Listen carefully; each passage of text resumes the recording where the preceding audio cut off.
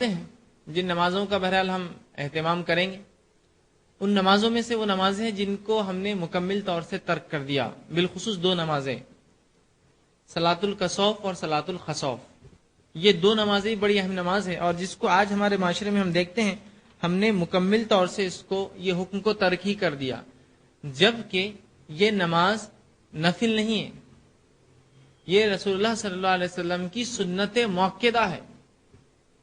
آپ نے تمام زندگی یہ نماز جو ہے ادا کی، تمام زندگی، ٹھیک ہے؟ تو یہ نماز موقدہ ہے، یاد رکھی، سنت موقدہ کہلاتی ہے نماز۔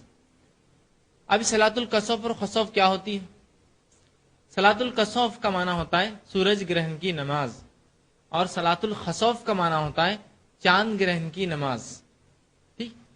تو یہ نماز بھی پڑھنا چاہیے۔ اس نماز کو بھی ہم دیکھتے ہیں ہمارے سماج میں ہم نے مکمل ترک کر دیا، جبکہ آپ صلی اللہ علیہ وسلم اس نماز کو باجماعت پڑھتے تھے۔ اس نماز کو جب بھی سورج گرہن ہوتا، رسول اکرم صلی اللہ علیہ وسلم جو ہے مسجد میں آتے، صحابہ اکرام مسجد میں داخل ہوتے، اور تب تک آپ نماز پڑھاتے، مطلب اتنی لمبی نماز پڑھاتے کہ وہ گرہن ختم ہو جاتا اور سفیدی مطلب واپس روشنی آ جاتی اور اندھیرا ختم ہو جاتا، ٹھیک؟ اور صلاۃ الخسوف اور کسوف اس لیے انسان ادا کرتا ہے کہ اللہ کا شکر ادا کرتا ہے اس نعمت پر، کہ اگر یہ نعمت کا زوال آ جائے، سورج ایک نعمت ہے اللہ کی، اگر اس کا زوال آ جائے تو بہت خطرناک ہے، کیونکہ نشانی ہے اللہ کی کہ اللہ نے سورج دیا، اور اللہ چاہے تو اس کو چھپا سکتا ہے، اور قیامت کے روز اللہ اس کو ایسی بجھا دیں گا۔ جس طرح سے آج ہم سورج کو چمکتا ہوا دیکھتے ہیں، روز قیامت اللہ اس کی روشنی کو ختم کر دیں گا۔ تو یہ گرہن ایک علامت ہوتی ہے کہ جس طرح سورج کو آج اللہ اس کو ختم کر سکتا ہے، اس کی روشنی کو، قیامت کے روز کو مکمل بند کر دے سکتا، جبکہ یہ تو خالی آڑ آ جاتا ہے۔ سورج گرہن کیا ہوتا ہے کہ چاند آڑ آ جاتا ہے، اور چاند گرہن کیا ہوتا ہے؟ سورج آڑ آ جاتا ہے، ایک دوسرے کے سامنے آ جاتے ہیں، تو اس سے کیا ہوتا ہے؟ زمین کے اوپر روشنی سیدھے نہیں پہنچ سکتی، اور ایک خطہ اندھیرے میں ہو جاتا ہے۔ تو یہ ایک نشانی ہے اللہ کی۔ اب اس میں بھی بڑے فلسفے، بڑے کہانیاں اور بڑی عجیب و غریب باتیں ہیں، اور بالخصوص جس دین پر ہم عمل کرتے ہیں عمومی اعتبار سے، افسوس صاحب کہہ رہا ہوں، اس دین کو جو ہم کہیں گے یہ بڑھیاؤں کا دین ہے۔ پرانی عورتیں کیا بولتی تھی؟ بس وہ دین ہے ہمارے پاس، میں دادی یہ بولتے تھے، اس کا مطلب یہ ہے بڑھیاؤں کا دین، اللہ اور اس کے رسول کا دین نہیں ہے۔ تو بولے سورج تکلیف میں رہتا، چاند کو تکلیف، کائے کی تکلیف سورج اور چاند کو؟ وہ بے جان اشیاء ہے، نہیں وہ سورج بہت تکلیف میں آیا تھا تو لہٰذا اس کے لیے دعا کرتے، یاد رکھیے بے جان چیز اس کے لیے دعا نہیں کرنا ہے۔ در حقیقت یہ اللہ کی ایک نشانی ہے سورج اور چاند، اور اللہ دیکھو کس طرح سے اس کو آج اس کو ختم کر سکتا ہے، تو روز قیامت بھی اس کو ختم کرے گا، اور یہ ایک نعمت ہے، اگر یہ چھن جائے تو اس کا نقصان کیا ہو سکتا ہے؟ بہرحال اگر جو لوگ سائنسی معلومات رکھتے ہیں وہ اس کی گواہی دیں گے کہ اگر سورج 1 گھنٹہ 2 گھنٹہ تاخیر کر دے نکلنے اور ڈوبنے کے اندر، جس طرح سے سردی اور گرمی کا معاملہ ہوتا ہے، گرمی میں زیادہ دیر تک باہر رہتا ہے، سردی میں زیادہ دیر تک چھپ جاتا ہے، مطلب کم دیر باہر ہوتا ہے، تو 1-2 گھنٹے کا فرق آ جاتا ہے، دن میں 12 گھنٹے اور 14 گھنٹے کا فرق۔ اب آپ اندازہ لگائیے اس چیز کو کہ 2 گھنٹے کے بڑھنے اور کم ہونے سے سردی اور گرمی کا پیمانہ کیسا بڑھ جاتا ہے۔ 2 گھنٹے سورج کم نکل رہا ہے تو سردی کا معاملہ کیا ہو جاتا ہے کہ 10 11 12 تک ٹیمپریچر اتر جاتا ہے، اور اگر 2 گھنٹے زیادہ نکل جاتا ہے تو 40 45 اور 50 تک چلے جاتا ہے نا۔ اب اندازہ لگائیے، اور اس میں آپ اضافہ کر دیجئے گھنٹے بھر یا 2 گھنٹے کا۔ سورج اگر چھپ جائے، اگر ڈھک جائے، یہ واپس نہ نکلے، تو یاد رکھیے دنیا جی نہیں سکتی، یہ ختم ہو جائیں گی تھوڑے دن کے اندر، یہ ختم ہو جائیں گی، انسانیت پوری دنیا سے فنا ہو جائیں گی۔ اس لیے کہ کیا ہوں گے، جب سورج چھپ جائیں گا تو خود بخود ٹیمپریچر بالکل فریج کے ساتھ گرنا شروع ہو جائیں گا۔ سورج کے چھپنے سے جو ٹیمپریچر ہے، جو ماحول کے اندر جو تپش ہے، وہ گرنا شروع ہو جائیں گی، گرمی کم ہو جائیں گی، اور سردی اتنی بڑھ جائیں گی کہ انسان مر جائیں گا۔ تو یہ اللہ کی ایک نعمت ہے یہ بھی، اور اس کو ابھی زوال ہے، ایک قسم سے اللہ نے ڈھانک دیا، تو جیسا اللہ اس کو ابھی ڈھانک رہا ہے، قیامت کے روز بھی اس کو ختم کر دے گا، بے نور کر دے گا، بے تپش کر دے گا اس سورج کو۔ تو یہ ایک نشانی ہے اللہ کی، تو لہٰذا انسان شکر میں، اس نعمت کے زوال سے بچنے کے لیے اللہ کے شکر میں، نماز کیا ہے؟ اللہ کا شکر ایک قسم کا، تو فوراً رسول اللہ نماز کے لیے جاتے۔ اب ہمارے پاس عجیب و غریب بس فلسفے ہیں، کہانیاں اور قصے ہیں، نماز چھوڑ کے باقی سب ہے۔ دیکھیے عورتیں ہیں تو کھانا پینا مت کرو، اگر حاملہ عورتیں ہیں، پیگننٹ ہیں، تو چھری مت چلاؤ، چولہا مت جلاؤ، جھاڑو مت دو، فلاں جو کرنا ہے وہ چھوڑ کر سب روایتیں ہیں۔ دیکھ کرنا کیا ہے؟ نماز پڑھنا ہے، وہ نماز چھوڑ کے باقی سب ہو رہا ہے، باہر مت نکلو، فلاں کرو، یہ باقی سب چیزیں ٹھیک ہے، بہرحال سمجھ میں آتا ہے، کچھ چیزیں سائنٹیفک بھی ہے، کچھ چیزیں بہرحال قصہ گو ہے، لیکن حقیقت تو یہ کہ نماز پڑھنا چاہیے. نماز اور رسول اللہ صلی اللہ علیہ وسلم مسجد کی طرف جاتے, مسجد میں جاتے, صحابہ جمع ہوتے اور بڑی طویل نماز ہوتی تھی یہ, جب تک کہ روشنی نہ آ جاتی رسول اللہ اس نماز کو پڑھاتے رہتے, یاد رکھیے. تو آج ہمارے پاس یہ نماز مکمل طور سے ہمارے سماج نے اس نماز کو ترک کر دیا. بہت میں سمجھتا ہوں باجماعت تو کہیں ہوتی ہی نہیں ہے, اللہ ماشاء اللہ کوئی اگر پڑھ لیتا ہے تو پڑھ لیتا ہے.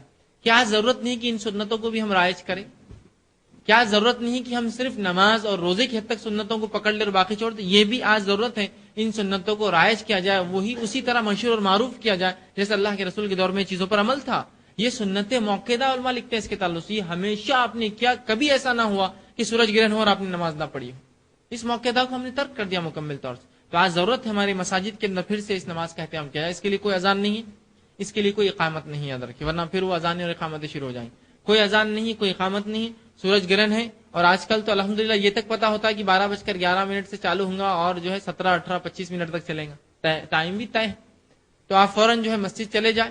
امام کا کام ہے کہ وہ جو ہے نماز پڑھائے, لمبی نماز پڑھائے. اب اس کے نماز کا طریقہ بتا دوں, اس کے نماز کا طریقہ کیا ہے. صلاۃ الکسوف اور خسوف دونوں کا طریقہ ایک ہی ہے. طریقہ یوں ہے, آپ صلی اللہ علیہ وسلم سے بھی عمل ثابت ہے کہ آپ مسجد جائیں گے, کوئی اذان نہیں ہوگی, کوئی اقامت نہیں دی جائیں گی. امام نماز کے لیے کھڑا ہوں گا, جس طرح سے نماز پڑھتے ہیں, جیسا نفل نمازیں پڑھتے ہیں ویسا کھڑا ہوں گا. اس نماز میں چونکہ اسے لمبا پڑھنا ہے, تھوڑا سا فرق ہے عام نمازوں سے. وہ یوں ہے کہ تکبیر آپ کہیں گے, تکبیر اولا, اور ہاتھ باندھ لیں گے.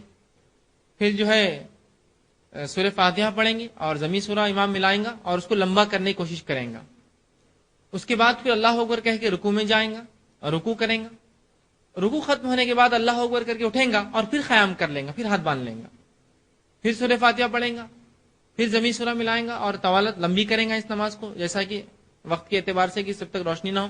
اور اس کے بعد پھر رکوع کریں گا. پھر رکوع سے اٹھ کر سمیع اللہ لمن حمدہ ربنا لک الحمد, اور پھر 2 سجدے ہوں گے جیسے نماز میں عام ہوتے ہیں. پھر کھڑا ہوں گا دوسری رکعت کے لیے. پھر دوسری رکعت تو کھڑا ہوں گا تو پھر ہاتھ باندھیں گا, سورہ فاتحہ اور ضمی سورہ ملائیں گا. پھر رکوع کریں گا, رکوع کی تسبیحات پڑھیں گا. پھر کھڑا ہوں گا اللہ اکبر کہہ کر اور پھر قیام کر لیں گا, پھر ہاتھ باندھ لیں گا. پھر سورہ فاتحہ پڑھیں گا, ضمی سورہ پڑھیں گا, پھر رکوع کریں گا. پھر رکوع کے بعد اٹھیں گا اور پھر سمیع اللہ لمن حمدہ ربنا لک الحمد, اور بقیہ نماز جیسی نفل ہوتی ہے ویسا اس کو مکمل کریں گا. تو گویا 2 رکعت نمازیں 4 رکوع سے, حالانکہ رکعت کی تعداد رکوع سے گنی جاتی ہے, پھر بھی لیکن یہ نماز میں ہم کہیں گے کہ قیام جو ہے 2 ہوں گے, رکوع 2 ہوں گے ایک رکعت کے اندر. مطلب 4 قیام اور 4 رکوع سے یہ 2 رکعت نماز پڑھی جائیں گی. اسی طرح آپ صلی اللہ علیہ وسلم سے 3 قیام اور 3 رکوع بھی ثابت ہے. کوئی یہ بھی کرے تو کوئی حرج نہیں. سورج کے گرہن کی لمبائی کے اعتبار سے آپ اس کام کو کر سکتے ہیں. رسول اللہ نے یوں بھی کیا کہ آپ نے 3 بار بھی کیا, کہ تیسری بار پھر کھڑے ہوئے سمیع اللہ لمن نہ کہا بلکہ اللہ اکبر کا, پھر ہاتھ باندھ لیا, پھر سورہ فاتحہ, پھر ضمی سورہ, پھر رکوع سے کھڑے ہو کے سمیع اللہ لمن حمدہ, اور پھر بقیہ نماز. تو بہرحال 2 رکعت مطلب 2 رکعت نمازیں ہیں یہ, جس میں رکوع جو ہے 4 ہوں گے, یاد رکھیے. ایک رکعت میں 2 اور دوسری رکعت میں 2. تو اس کی ہم کوشش کریں کہ اس نماز کو بھی ہم اپنے ماحول اور اپنے معاشرے میں عام کریں اور لوگ اس کا اہتمام کریں. اور انفرادی نہیں, رسول اللہ نے جس کام کو اجتماعیت میں کیا کوشش کیجیے, ہم بھی اجتماعیت میں اس کو رائج کریں. تو کچھ نہ ہو سکے تو کم از کم ہمارے محلے میں اس کو کرنے کی کوشش کریں. کچھ نہ ہو سکے تو اپنے محلے کے اندر امام کو یا مؤذن کو یا لوگوں کو تیار کریں کہ نماز ہم کو پڑھنا ہے, اور کم از کم اس کی کوشش کریں کہ نماز اپنے محلوں میں ہم مساجد کے اندر جو ہے باجماعت کریں. اور اگر باجماعت نہ ہو سکے تو پھر اپنا گھر میں پڑھ لیں, اس لیے کہ اگر کوئی چیز نہ ہو بہرحال باجماعت, تو آپ اکیلے انفرادیت میں بھی اس چیز کو ادا کر سکتے ہیں. تو گھر میں آپ جو ہے اس نماز کو پڑھنے کی کوشش کریں. ٹھیک. اسی طرح صلاۃ الخسوف, کسوف سورج گرہن کی نماز, خسوف چاند گرہن کی نماز. ٹھیک. تو اب جو ہے چاند گرہن کی نماز کے تعلق سے اللہ کے رسول صلی اللہ علیہ وسلم سے جو ہے جماعت سے پڑھنا ثابت نہیں ہے, یاد رکھیے. تو علماء نے کہا کہ کسوف کی نماز جماعت سے پڑھے, خسوف کی نماز انفرادیت میں پڑھے, اکیلے میں پڑھے. ٹھیک, مطلب اپنے گھر میں پڑھ لیں.